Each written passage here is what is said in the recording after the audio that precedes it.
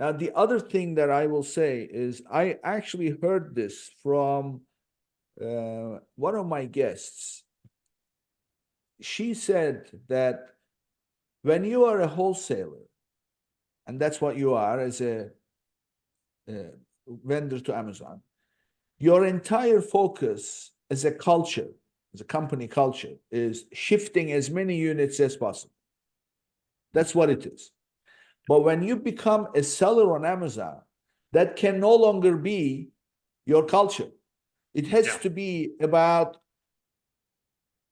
the experience that the customer has, or the experience that you provide for the customer to have with your product before buying it and after they bought it, right? Absolutely. So, and that comes from content, it comes from package inserts, it comes from how quickly you respond to their emails, and there's a bunch of other things. So I thought that that was extremely profound in terms of how you actually put it to. So share with us some of the examples of such mindset. How does it translate into the operation?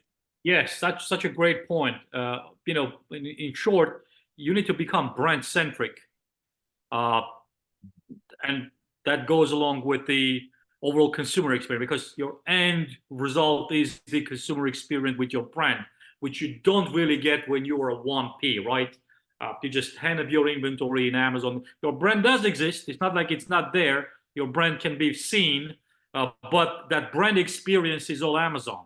So when you make that transition, now that brand experience is all on you, and that is another big reason when customers, or when brands make that change, to be able to control that. For example, to be able to control the overall experience in a granular level, receiving a negative review. Amazon just going to leave that negative review when a brand owner is going to reach out and offer solutions to get that back. So that's all goes back into the customer experience. So a transition with that and making brand centric comes with it can come from various places. One you mentioned is the your creative, how your catalog is going to be set up, the storefront changes, and right now various aspects of the advertising offer such a creative approach to it that all can lead to what the customer experience is going to look like at the end. Your video advertising, your sponsored brand advertising,